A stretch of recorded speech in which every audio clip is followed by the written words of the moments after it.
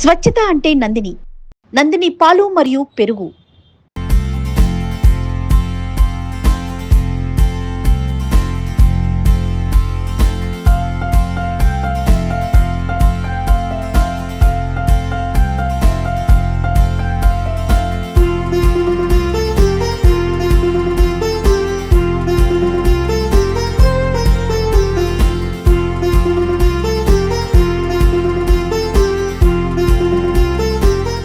ఒక సీఎం తలుచుకుంటే ఏమవుతుందో తెలుసా? ఒక సామాన్యుడికి కూడా ఒక విఐపి హోదా వచ్చేస్తుంది. అంటే సీఎం తలుచుకుంటే విఐపి హోదా ఎందుకు వస్తుంది అనుకుంటున్నారు కదా? ఖచ్చితంగా వస్తుంది. ఇప్పుడు నేను ప్రస్తుతము ఆగిరిపల్లిలో ఉన్నాను. ఆగిరిపల్లిలో సీఎం చంద్రబాబు నాయుడు ఒక సెలూన్ షాప్కి వచ్చారు. తెలుసు కదా, 2 రోజుల క్రితం. ఆ సెలూన్ షాపు రావడం వల్ల సెలూన్ షాపు యజమాని ఆయన లైఫ్ మారిపోవడమే కాదు, ఆయన ఒక సెలబ్రిటీ అయిపోయారు. ఎంటైర్ ఆగిరిపల్లి మొత్తం కూడా ఆయన కోసం రోజుకి 10ల సంఖ్యలో వచ్చి చంద్రబాబు గారితో ఏం మాట్లాడారు, ఏం చెప్పారని వాళ్ళందరూ వచ్చి అడుగుతున్నారు. ప్రస్తుతం నేను ఆ సెలూన్లోనే ఉన్నాను. ప్రస్తుతం ఆగిరిపల్లిలో ఉన్న జగన్నాథరావు సెలూన్లో ఉన్నాను. సార్ నమస్తే. చంద్రబాబు గారు మీ దగ్గర వచ్చారు, ఎక్స్పెక్ట్ చేశారు ఆ రోజు మీ దగ్గర వస్తారని? చెప్పారండి వస్తారని. మినిస్టర్ గారు కూడా ప్రోగ్రామ్ ఇచ్చారు మాకు, మా పార్సారథి గారి మినిస్టర్ గారు. చంద్రబాబు ఏంటి నా దగ్గర రావడం ఏంటి అనుకున్నారా? అనుకున్నామండి, నమ్మపోయినా మినిస్టర్ గారు కవర్ చేశారు. ప్రోగ్రాం మీదే రాసాం, బీసీ క్యాండిడేట్ కదా రాసాం, జాగ్రత్తగా చేసుకో అని చెప్పారు. మినిస్టర్ గారు చెప్పారు. సర్లేండి అన్నాం. వస్తారనుకోవాలి అసలు మేము, మా షాప్కి వస్తారనుకోలేదు. వచ్చారు బాబు గారు. వచ్చినందుకు మాకు చాలా సంతోషంగా ఉంది. ఎందుకంటే మాకు చరిత్రలో మరి బాబు గారు వస్తామంటే మాటలు ఇంకా అని అన్నాం. రాగానే పాపం ఇక్కడ కూర్చోబెట్టాం బాబు గారిని. కూర్చున్నారు. కూర్చున్న తర్వాత మీరు ఎంతమంది అని, మీ నాన్నగారికి ఎంతమంది అని అడిగారు. మేము 6 అన్నాం. 6 బాబు గారు అని చెప్పాం. చెప్పినాక మా అమ్మగారు చిన్నపిల్లలు అప్పుడే చనిపోయిందండి. తర్వాత మా నాన్నగారు చనిపోయారు. ఇక చెదర అయిపోయాం.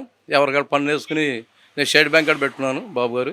మళ్ళీ ఇక్కడ ఎదురుకొచ్చి మళ్ళీ అక్కడ తీసేమని అక్కడ పెట్టినాను బాబు గారు. మళ్ళీ ఇక్కడ ఎదురుకుండా పెట్టుకున్నాను బాబు గారు.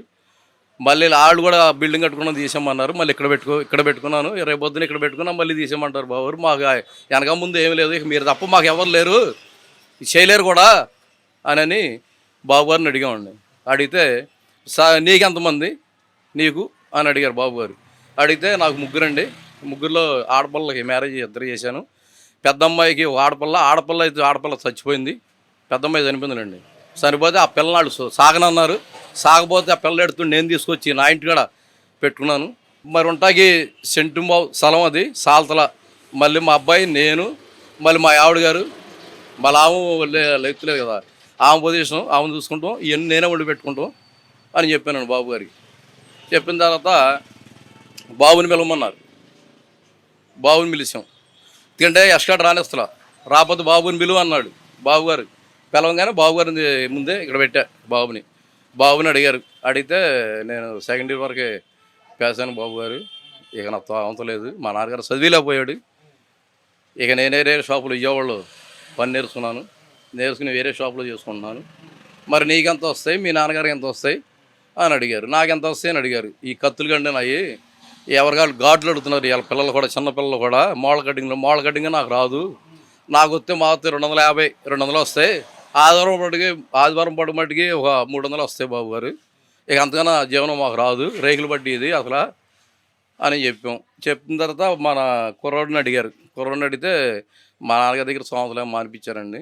విజయవాడలో పని చేస్తున్నాను నేను వేరే షాపులో చేసుకుంటున్నాను. నీకెంత వస్తాయి అన్నారు. నెల వచ్చేవాడికి. వేరే షాపులో చేసుకుంటున్నాడు కదా. నెలకి 4 సెలవులు మాకు, మళ్ళీ మంగళవారం సెలవులు మాకు.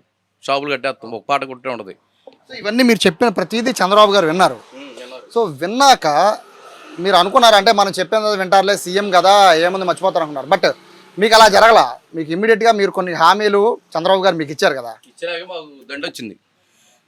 బాబు గారు ఏమన్నారంటే 3 సెంట్లు స్థలం బాబు పెళ్ళైనాక మళ్ళీ ఇబ్బంది పడకూడదు, మీరు 3 సెంట్లు కలెక్టర్ గారికి ఆదేశం ఇచ్చారు.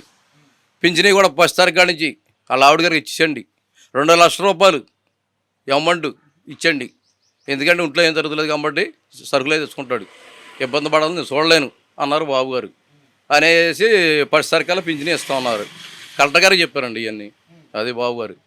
చాలా మాకు సంతోషంగా ఉంది. ఎందుకంటే ఇప్పటిదాకా నేను వచ్చాడని అనుకోలేము మేము, అసలు ఇట్లా జరుగుద్దని అనుకోలేదు. సీఎం గారు వస్తమే మాకు రికార్డు. అసలు ఇక్కడికి వచ్చి కూర్చుంటామంటే మంగళ షాపులో మాటలు కాదు అది. హై ప్రొఫైల్ ఉన్న వ్యక్తి ఇప్పుడు బేసిక్గా చూడొచ్చు ఇదే చేయరు. ఒక సీఎం, సీనియర్ మోస్ట్ సీఎం, దేశంలోనే సీనియర్ మోస్ట్ సీఎంలో ఒకరైన చంద్రబాబు గారు ఇటువంటి చైర్లో కూర్చొని ఒక సాధారణ ఒక బార్బర్ దగ్గరికి వచ్చి ఆయన వివరాలు ఆయన కష్టాలు అడిగి తెలుసుకోవడమే కాదు, చెరకు 3 సెంట్లు తన కొడుక్కి తనకి చెరకు 3 సెంట్లు స్థలమే కాదు, ఇటువంటి షాపు సరిపోవట్లేదని అడిగితే ఇమ్మీడియట్గా దాదాపు 1 సెంట్ స్థలంలో ఒక షాపు కట్టమని కలెక్టర్కి ఆదేశాలు ఇస్తే 6 నెలల్లో పనులు పూర్తి చేయడమే కాదు పెన్షన్ కూడా ఇస్తామని మార్చారు కదా, ఇచ్చారు. సో ఇన్ని చేశారు ఒక సీఎం తలుచుకుంటే ఏమవుతుందంటే ఏదైనా కూడా క్షణాల్లో అట్లా అయిపోతుంది. సో నిజంగా మీరు అదృష్టవంతులు. మరొకటి ఏంటంటే మీ దగ్గరికి వచ్చే ముందు జస్ట్ ఎక్కడంటే అడ్రస్ని అడిగా, కనీసం ఒక 10 మంది వచ్చి చెప్పారు మీ అడ్రస్ని. ఎలా అనిపిస్తుందండి? మీ ఊరు వాళ్ళే, మీరు చంద్రబాబు రాకముందు వేరు, మీరు వచ్చాక మీ షాపు వరకు మీ అడ్రస్ వరకు చాలా వరకు తెలిసిపోయింది. ఎలా అనిపిస్తుంది? అది ఎలా అనిపిస్తుంది? బాబురత్వమే మాకు అదృష్టం, చాలా అదృష్టం. ఎందుకంటే 4 సార్లు సీఎంగా ఉన్న ఆయన అసలు ఆగిరిపల్లి మంగళ షాప్లో కూర్చుంటాం ఒక అరగంట సేపు దాటింది.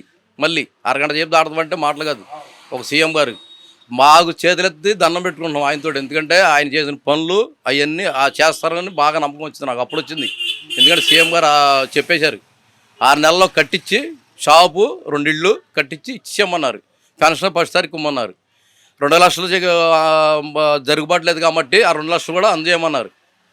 అదండి. చంద్రబాబు గారు వెళ్ళిపోయాక ఎవరిని వచ్చి కలిసారా మిమ్మల్ని? తెల్లారి కలిసారండి. సీఎం పోగ్రాం ఉంది కదా, మళ్ళీ ఆ చివర సీఎం పోగ్రానికి వెళ్ళారు. వచ్చినాక చాలామంది పెద్దోళ్ళు కూడా అన్నారు, నువ్వు ఇన్ని సంవత్సరం బట్టి ఉన్నందుకు, నువ్వు బాధలు పడినందుకు, బాబు గారు వచ్చి నీ దగ్గరకు కూర్చున్నందుకు చాలా సంతోషంగా ఉంది, చాలా గౌరవంగా ఉంది. అసలు చరిత్రలో అసలు రారు, వచ్చారు కాబట్టి చాలా మంచి పద్ధతి అని చుట్టుపక్కల 23 కూడా అదే మాట అన్నారు. మీరు ఫేమస్ అయిపోయారు, ఏరియా మొత్తానికి ఫేమస్ అయిపోయారు. బాబు గారు వల్ల అది బాబు గారు లేదు, బాబు అసలు దిక్కు దివాణం ఏం లేదుగా, అసలు ఏం లేదు కండి. అది బాబు గారి పుణ్యం, అది ఆయన పుణ్యమే, ఇది బాబు గారిదే. అది మా సారథి గారు కూడా మమ్మల్ని చిన్న చూపు కూడా వచ్చిన కానీ కూడా పాపం ఏది అడిగినా ఆయన హెల్ప్ చేస్తున్నారు. మినిస్టర్ గారు, సారథి గారు.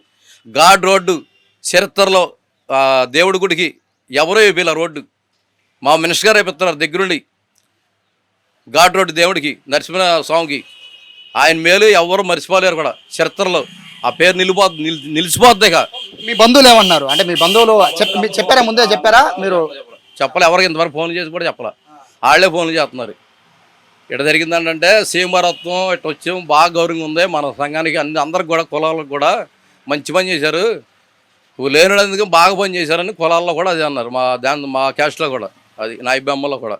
అది సో ఇది చూడొచ్చు, చాలా ఆయన కళలోనే ఆనందం కనబడిపోతుంది. ఎందుకంటే సీఎం వచ్చిన రోజు ఆయన గొంతులో బెరుకు కనబడింది, కానీ ఇప్పుడు సీఎం వెళ్ళిపోయిన తర్వాత ఆయన కళల్లో ఆనందం, సీఎం ఇచ్చిన మాట, అలాగే సీఎం ఇచ్చిన హామీలు అవన్నీ కూడా ఒకటి నెరవేరుతూ ఉన్నాయి. దాంతోపాటు ఈ ఏరియా మొత్తం మీద, ఆగిరిపల్లి మొత్తం మీద ఒక ఫేమస్ పర్సన్ అయిపోయారు, విఐపి అయిపోయారు. చాలామంది చూడడానికి నాయకులు కూడా ఆయనకు వస్తున్నారు. ఇదే కటింగ్ షాప్లో అందరూ కూర్చొని ఆయనతో చిట్చాట్ చేస్తూ ఉన్నారు. సో మొత్తం మీద ఒక సీఎం తలుచుకుంటే ఏమవుతుంది అంటే సామాన్యుడు కూడా విఐపి అవుతాడు అని నిరూపించేలా చేశారు ఏపీ సీఎం చంద్రబాబు నాయుడు గారు. కెమెరా పర్సన్ కృష్ణతో సాయి, సుమన్ టీవీ, విజయవాడ నుంచి.